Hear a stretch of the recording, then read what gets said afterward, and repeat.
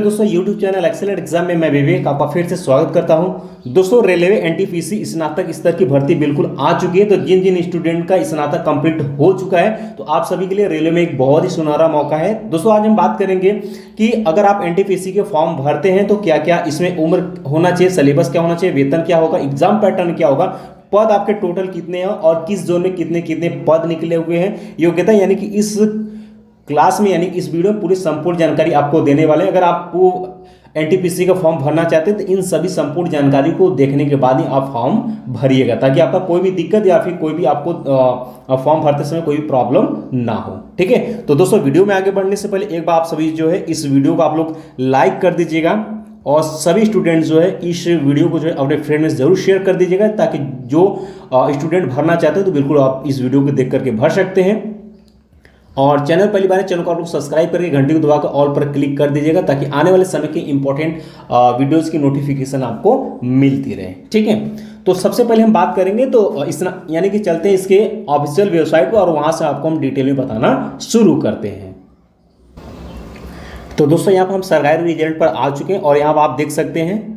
ठीक है, तो यहाँ आप देख सकते हैं आप RRB NTPC graduate apply online. ठीक है, तो अभी ध्यान सुनेगा, अभी ये ग्रेजुएशन का आया हुआ है। बहुत ही जल्द जो है आपको यहाँ पर 12th पास भी आपको देखने के लिए एनटीपीसी का मिल जाएगा। तो आज हम बात करेंगे आरआरबी एनटीपीसी ग्रेजुएशन लेवल की। तो इसको हम लोग ओपन करते हैं। ठीक है, और तो यहाँ पर आप स्लाइड करते हुए नीचे आएंगे तो यहाँ पर देख सकते हैं क्या क्या क्राइटेरिया है, कितने पद किस जोन में कितना है, फॉर्म फीस कितनी है और इसका लास्ट डेट फॉर्म की क्या है, सब कुछ हम आपको यहाँ पर डिटेल में बताने वाले हैं। ठीक है, चलिए शुरू करते हैं। तो ध्यान से देखिएगा, यहाँ पर इंपॉर्टेंट डेट्स के बारे में अगर हम बात कर लेते हैं यहाँ पर, तो एप्लीकेशन जो निकला यानी कि फॉर्म जो भरा जाना डेट जो शुरू हुआ है वो आपका 14 सितंबर 2024 से शुरू हो चुका है। ठीक है, और लास्ट डेट आपका जो फॉर्म का वो 13 अक्टूबर 2024 है, ये ध्यान में रखिएगा। ठीक है, इससे पहले आपको फॉर्म भर लेनी है। अब बात कर लेते हैं दोस्तों, यहाँ पर लास्ट डेट पे एग्जाम वहीं आपका 13 अक्टूबर 2024 ही है। करेक्शन डेट ध्यान सुनिएगा, अगर मान लेते हैं कोशिश करिएगा कि फॉर्म भरते समय कोई गलती ना हो। अगर बाय द वे अगर गलती हो जाती है तो जो करेक्शन डेट है वो आपका 16 से 25 अक्टूबर के बीच में आप उसको सही कर सकते हैं। ठीक है, और ध्यान सुनिएगा, जो स्टूडेंट कह सकते हैं कि अगर कैटेगरी वाइज अगर आप ओबीसी से या एसटी एससी से हैं तो आपको भारत सरकार की जाति चाहिए, तो आप फटाफट बनवा करके तैयार कर लीजिएगा, ताकि आपको आने वाले समय में कोई दिक्कत ना हो। ठीक है, और एग्ज़ाम डेट की बात करें तो एग्ज़ाम डेट अभी क्लियर नहीं किया हुआ है, और जैसे ही आपका एग्ज़ाम डेट क्लियर हो जाएगा उसके कुछ दिन आप पहले जो है आपको यहाँ पर जो है आपको एडमिट कार्ड देखने के लिए मिल जाएगा। ठीक है, अगर बात कर लेते हैं एग्ज़ाम डेट की, तो एग्ज़ाम डेट आपका क्या होगा, ऑनलाइन होगा। ठीक है, एग्ज़ाम डेट ऑनलाइन होगा। आपके इसमें 2 पेपर होंगे। ठीक है, यानी कि सीबीटी फर्स्ट एक होगा और एक होगा आपका सीबीटी जो है सेकेंड। तो जो सीडीपी जो फर्स्ट होगी ये आपका बस खाली सिर्फ क्या होगा, कट ऑफ होगा। ठीक है, ये क्या होगी, आपकी कट ऑफ होगी।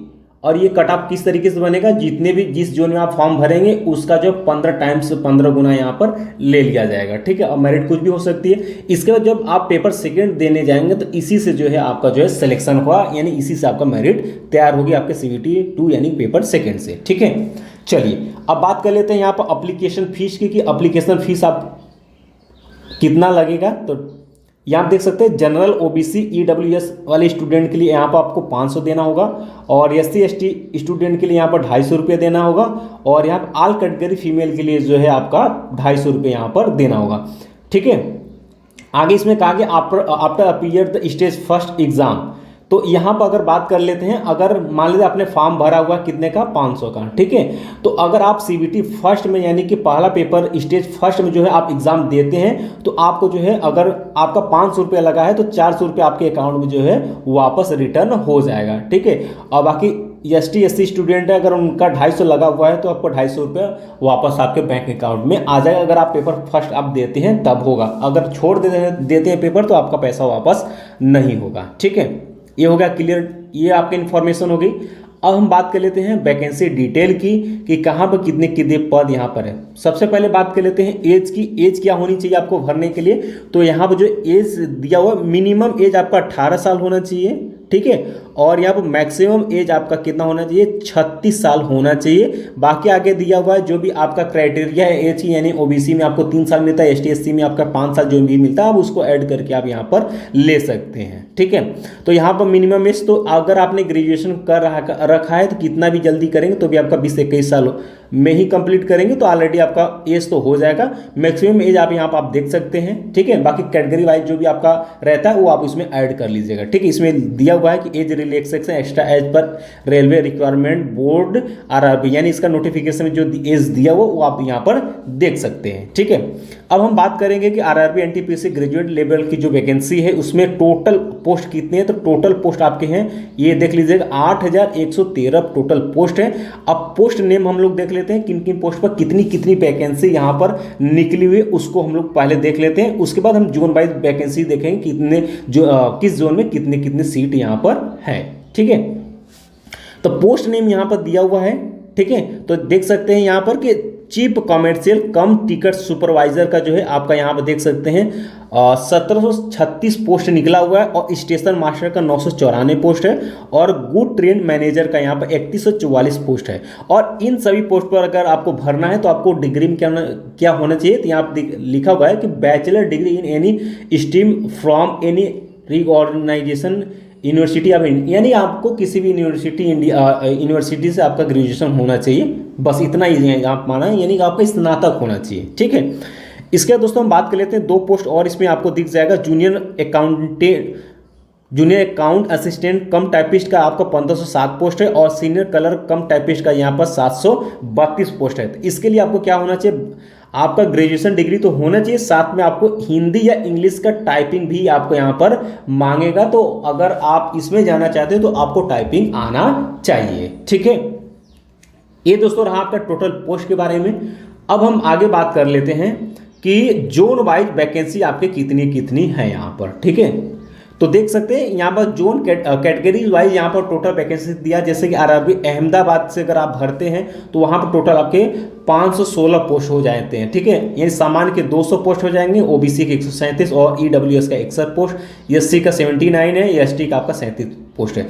इस तरीके से दोस्तों अगर हम आगे बढ़ते हैं तो आप यहाँ पर देख सकते हैं, ठीक है। एक बार फटाफट आपको यहाँ पर दिखा देते हैं ताकि आप जहाँ जिस जोन से आप भरना चाहते हैं आप बिल्कुल भर सकते हैं, ठीक है। अजमेर से आपको 132 पोस्ट है, आपके बेंगलुरु से 496 पोस्ट है, भोपाल से जो 155 पोस्ट है, भुवनेश्वर नगर से 758 पोस्ट है, बिलासपुर से आपके 649 पोस्ट है, चंडीगढ़ से आपके 410 पोस्ट है, चेन्नई से आपके 436 पोस्ट है, गोरखपुर से 129 पोस्ट है, और गुवाहाटी से आपके 516 पोस्ट है, ठीक है। जम्मू और श्रीनगर से आपके 145 पोस्ट यहाँ पर देखने के लिए मिल जाते हैं। अगर और आगे बात कर लेते हैं यहाँ पर, ठीक है, कोलकाता से आपके 1382 सबसे ज़्यादा यहीं से पोस्ट निकला हुआ है, ठीक है। सबसे ज़्यादा जो पोस्ट है आपका यही कोलकाता से निकला हुआ 1382 पोस्ट है, जिसमें कि आपके सामान्य के आपके जो है 628 पोस्ट है, ओबीसी का आपका जो है आपका यहाँ पर 329 है, और ईडब्ल्यूएस का 116 है, आपका एसटी एससी का जो है आपका 188 और 121 पोस्ट यहाँ पर दिया गया सबसे ज़्यादा कोलकाता से।